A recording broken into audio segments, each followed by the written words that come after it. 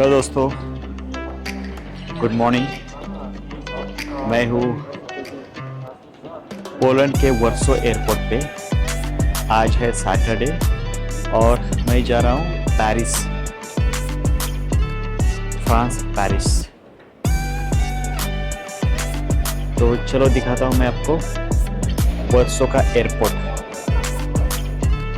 ये है बाहर का एयरपोर्ट, मतलब चेक इन यहाँ से आप करते हो। यहाँ पे आपको टैक्सी ड्रॉप करेगी बाहर, और जैसे ही आप अंदर आओगे तो यहाँ पे 3 गेट है मेनली, ABC। तो ABC आपको यहाँ पे देखना है। ये है डिस्प्ले, यहाँ पे देखना है कि आपकी चेक इन गेट या चेक इन काउंटर कहाँ पे है। तो जैसे ही आप देखोगे चेक इन काउंटर कहाँ पे, तो मेरा C पे है। तो अभी मेरी फ़्लाइट है 11:40 की। अभी टाइम है चेक इन के लिए। शांति है एयरपोर्ट पे। यहाँ से बहुत सारे कंट्री को फ़्लाइट जाती है।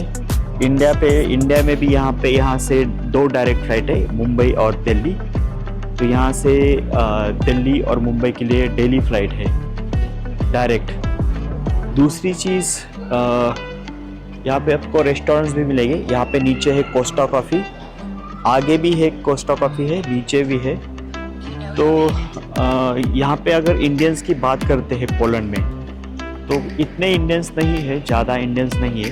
एक तो ये टूरिस्ट कंट्री नहीं है। अगर कोई काम है आपका तो ही या कोई बिज़नेस के सिलसिले में आते हैं यहाँ पे, या कोई काम के सिलसिले में आते हैं। वैसे यहाँ से बहुत सारे कंट्रीज़ में, यूरोपियन कंट्रीज़ में खास करके कनेक्टिविटी है, जो कि उनकी फ़्लाइट है लॉट पॉलिश या पॉलिश एयरलाइन।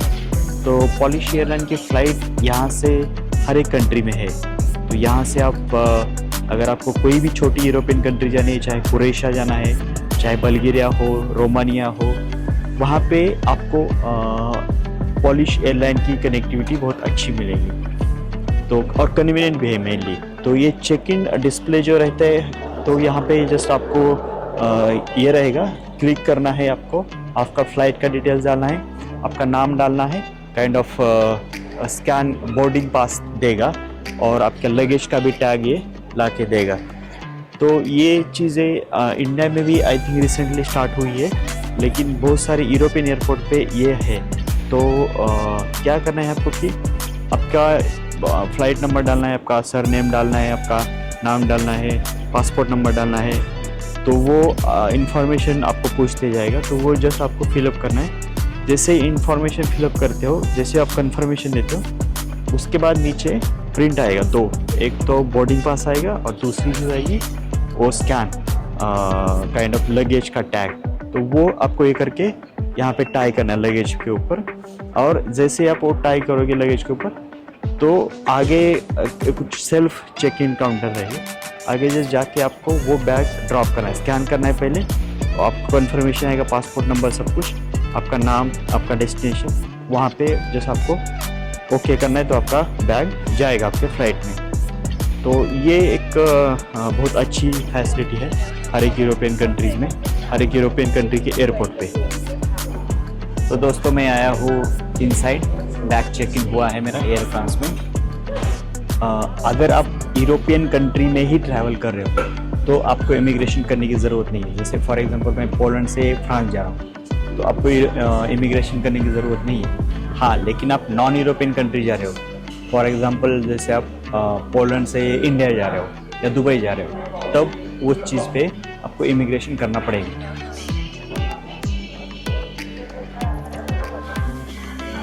दूसरी इम्पॉर्टेंट चीज़ है कि फॉरेक्स या फॉरेन करेंसी जिसको हम कहते हैं। तो फॉरेन करेंसी या फॉरेक्स आपको हर एक एयरपोर्ट पे मिलेगा। जैसे ही आप लैंड होगे तो वहाँ पे 2-3 काउंटर आपको मिलेंगे, वहाँ पे आप एक्सचेंज कर सकते हो जो भी आपके पास करेंसी है उसको लेके। हाँ, लेकिन उसमें भी आपके पास मतलब बड़ी करेंसी होंगे। बड़ी मतलब जो इंटरनेशनल एक्सेप्टेड है, जैसे यूरो हुआ, जैसे USD हुआ, तो ये करेंसी इंटरनेशनली एक्सेप्टेड है। तो यही करेंसी आपके पास होनी चाहिए, तो वो लोग एक्सेप्ट करके आपको लोकल करेंसी में कन्वर्ट करके आपको दे देंगे। इंडियन अगर आपका वीज़ा कार्ड है, मास्टर कार्ड है और उसमें इंटरनेशनल ट्रांजैक्शन एनेबल है, तो आप कोई भी एटीएम से यहाँ की लोकल करेंसी विड्रॉ कर सकते हो।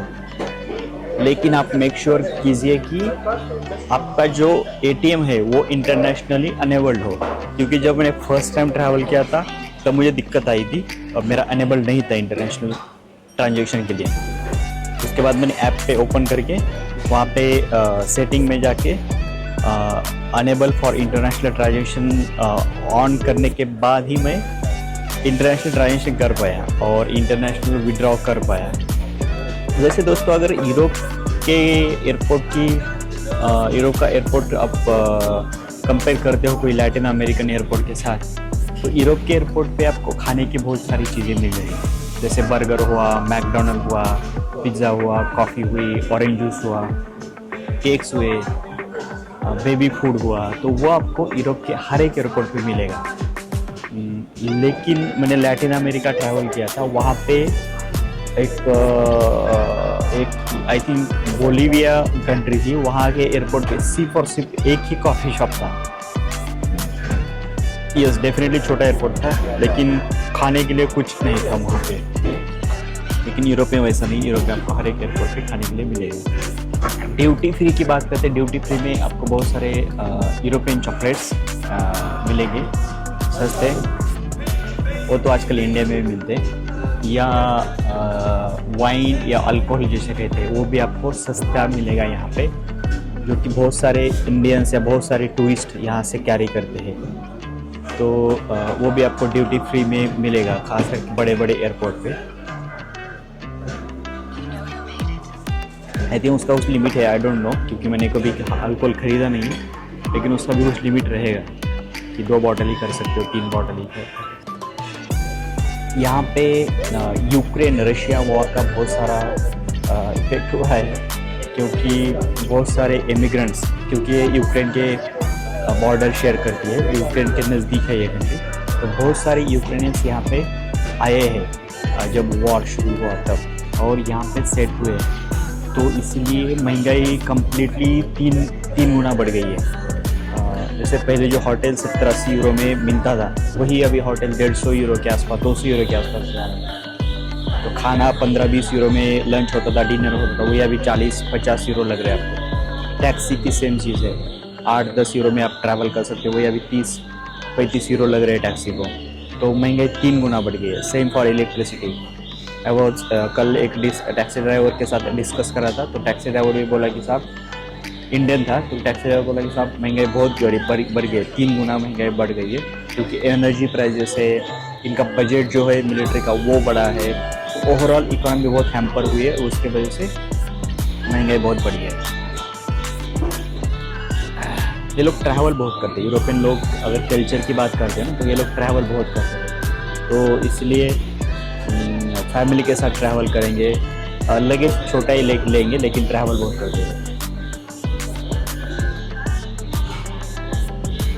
फैमिली भी छोटी रहेगी, मैक्सिमम 2 बच्चे रहेंगे।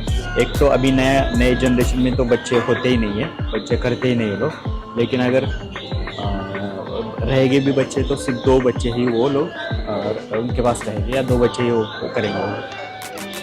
कुछ भी दिक्कत आती है आपको इंटरनेशनल में, जैसे आपका पासपोर्ट गुम गया, जैसे आपका एटीएम गुम गया, क्रेडिट कार्ड गुम गया, तो आपको सीधा जाना है एम्बेसी। हर एक यूरोपियन कंट्री में, कैपिटल सिटी में खासकर एम्बेसी रहेगी, इंडियन एम्बेसी। वो आपको सारे डिटेल्स आपको गूगल में मिल जाएंगे, तो सर्च कीजिए कि Indian embassy in France, Indian embassy in London.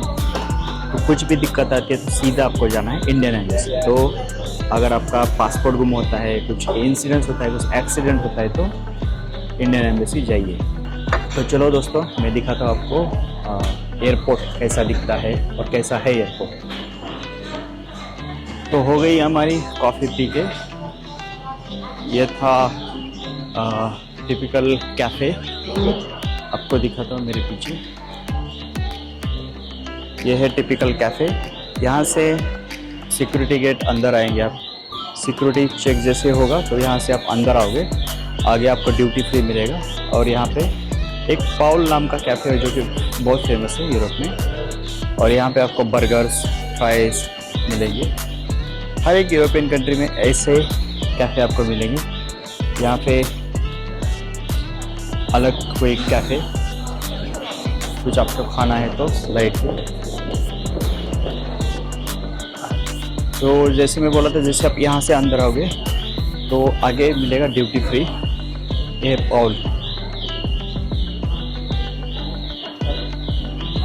अंदर आपको करेंसी एक्सचेंज का भी काउंटर मिलेगा कि फॉर एग्जांपल जैसे आपके पास कोई करेंसी बची हुई है तो आपको अंदर करेंसी एक्सचेंज का भी काउंटर मिलेगा।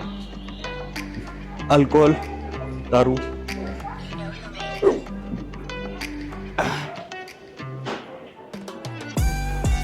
पहले ऐसा होता था कि कोई यूरोप में आता है तो वो चॉकलेट्स बहुत लेके जाता था इंडिया में। तो अभी वैसा सारे चॉकलेट्स इंडिया में मिल रहे हैं, तो इतना चॉकलेट्स आपको कैरी करने की ज़रूरत नहीं है। लेकिन फिर भी वो जो पहली आदत है वो है ही, लोग आके करते ही है, चॉकलेट ख़रीदते ही है। तो ये वो इसकी बात कर रहा था मैं, ड्यूटी फ्री की। यह है duty free counter, mainly cosmetics, sprays या चॉकलेट्स, अल्कोहल यहाँ पे खरीदते लोग। मेनली जो चॉकलेट्स के काउंटर रहते हैं, ये जो हर एक एयरपोर्ट पे ऑलमोस्ट सेम ही काउंटर है।